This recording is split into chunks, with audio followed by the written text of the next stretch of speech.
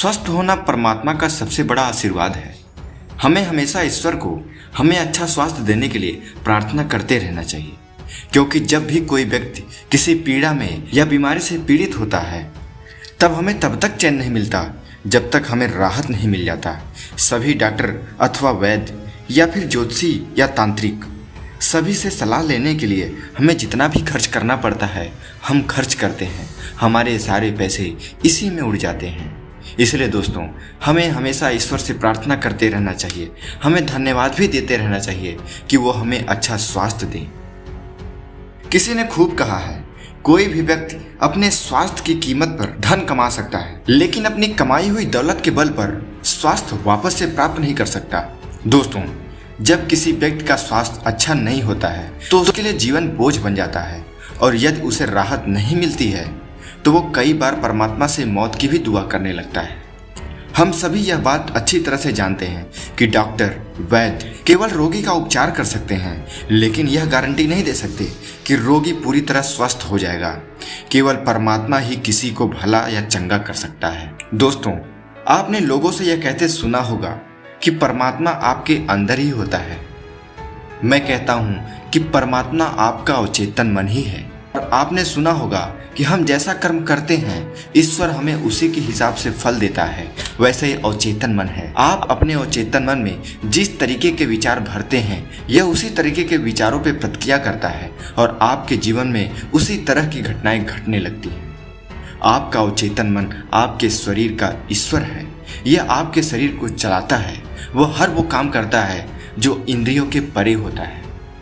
दोस्तों, आज हम इस वीडियो में परमात्मा के द्वारा दी गई एक ऐसी ही शक्ति के बारे में बात करने जा रहे हैं जो आपकी भयंकर से भयंकर बीमारी को बड़ी आसानी से चमत्कारी तरीके से ठीक कर सकता है। और वह शक्ति है आपके अवचेतन मन की शक्ति। आप अपने अवचेतन मन को सही दिशा सही निर्देश देंगे तो वो घटनाएं आपके जीवन में घटित होने लगेंगी।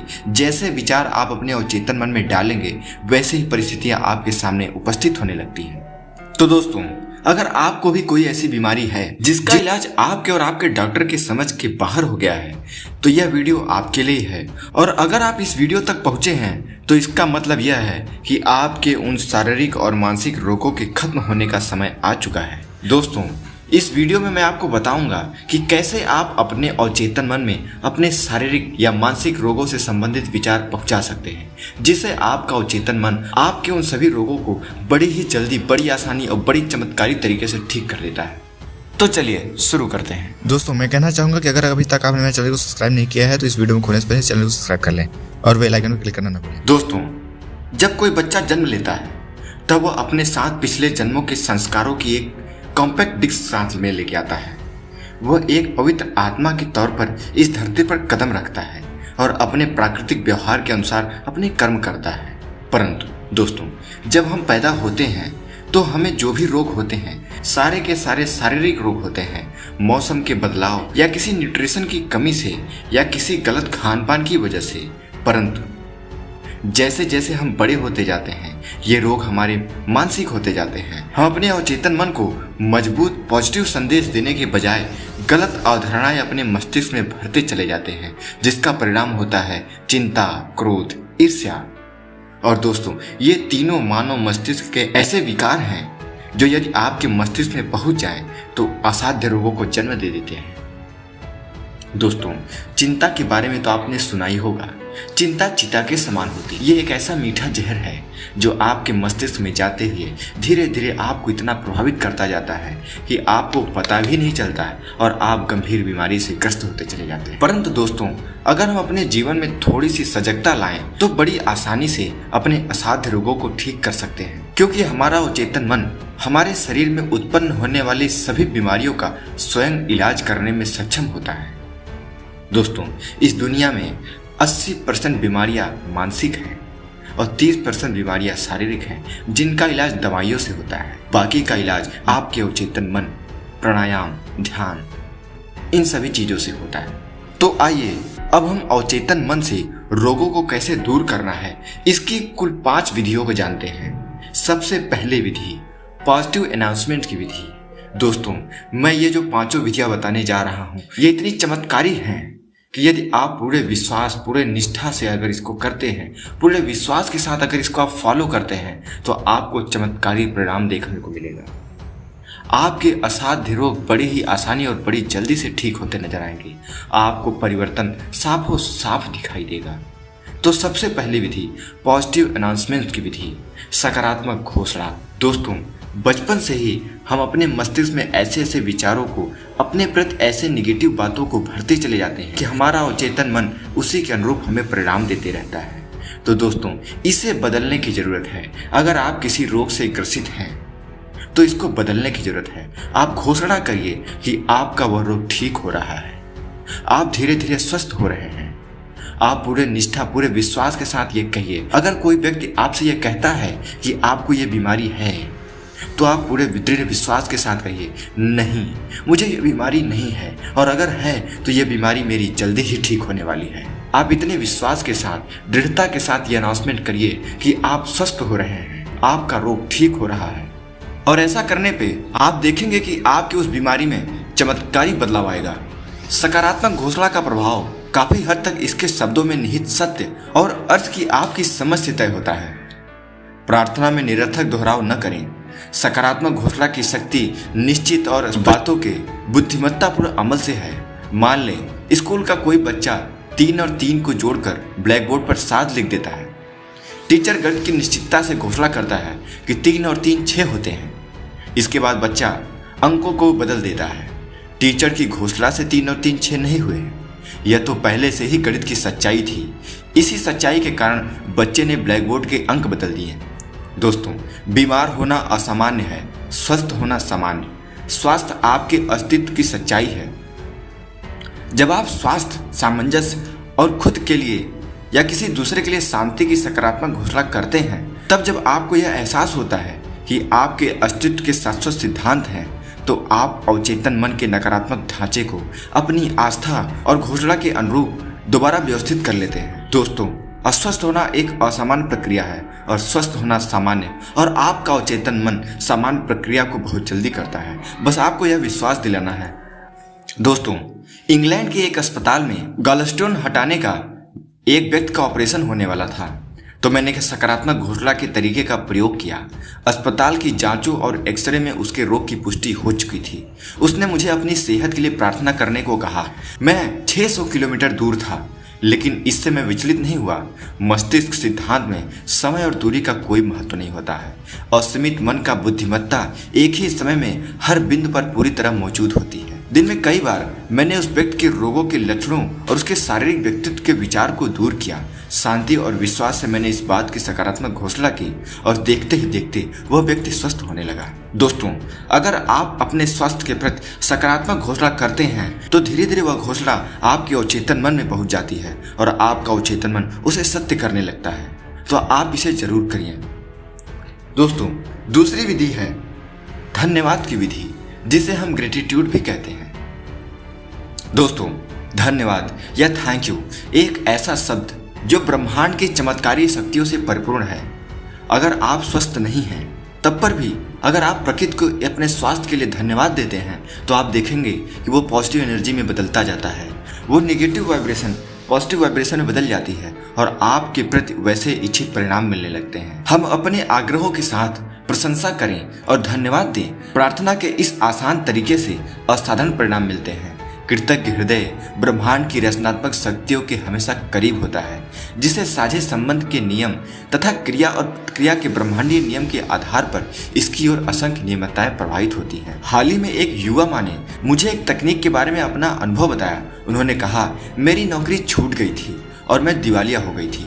मेरे 3 बच्चे थे जिनका मुझे पेट पालना था। मैं नहीं जानती थी कि मदद के लिए किधर जाऊं। फिर मैंने आपकी यह बात सुनी कि हमारा प्रार्थनाओं का जवाब मिलने से पहले ही हमें कृतज्ञ होकर धन्यवाद देना चाहिए। ऐसा लगा जैसे मेरे दिमाग की बत्ती जल गई हो। मैं समझ गई कि मुझे इसे आजमाना ही होगा। उस व्यक्ति ने हर रात और सुबह 3 हफ्ते तक यह शब्द दोहराती रही, परमपिता मेरी दौलत के लिए धन्यवाद। उसने यह काम शिथिलता, शांत अवस्था में किया और तब तक करती रही जब तक कृतज्ञता की भावना उसके दिमाग पर हावी नहीं हो गई। उसने कल्पना की कि वह अपने भीतर की असीमित शक्ति और बुद्धिमत्ता का आह्वान कर रही है। हालांकि जाहिर है वह रचनात्मक बुद्धिमत्ता या असीमित मस्तिष्क को देख नहीं सकती थी। वह आध्यात्मिक अनुभूति की अंदरूनी आंख से देख रही थी और उसे यह एहसास था कि दौलत की उसकी विचार छवि पहला कारण था जिससे उसे धन, प्रतिष्ठा और भोजन मिलेगा। उसकी विचार भावना दौलत से ओतप्रोत थी जिस पर किसी तरह की परिस्थिति का प्रभाव नहीं पड़ता था। दोस्तों, बार बार धन्यवाद बोलते बोलते वह शब्द उसके मस्तिष्क के परम बिंदु तक पहुंच गया। जब उसके मन में कमी, गरीबी और रोग के विचार आते थे तो वह आवश्यकता अनुसार बार बार कहती थी, धन्यवाद परमपिता। वह जानती थी कि अगर वह कृतज्ञ नजरिया रखेगी तो उसका दिल दौलत के विचार को ग्रहण कर लेगा, और यही हुआ। उस महिला की प्रार्थना का एक रोज परिणाम मिला। प्रार्थना शुरू करने के कुछ समय बाद उसे रास्ते में एक पूर्व नियोक्ता मिल गया। उससे वह 5 साल नहीं मिली थी।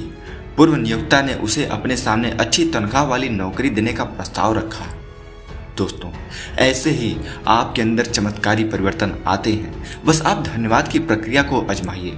आपका स्वास्थ्य भी पूर्णतः स्वस्थ हो सकता है। आपकी गंभीर बीमारियां स्वस्थ हो सकती हैं। बस आप परमात्मा को अपने स्वस्थ होने के लिए धन्यवाद देना शुरू कीजिए। तीसरी विधि है तस्वीर की विधि। दोस्तों, किसी विचार के सूत्रीकरण का सबसे सरल और स्पष्ट तरीका है उसकी तस्वीर देखना। अपने मन की आंख से इसे उतनी ही स्पष्टता से देखना जैसे यह साकार हो। आप आंख से सिर्फ वही देख सकते हैं जो बाहरी जगत में पहले से मौजूद है।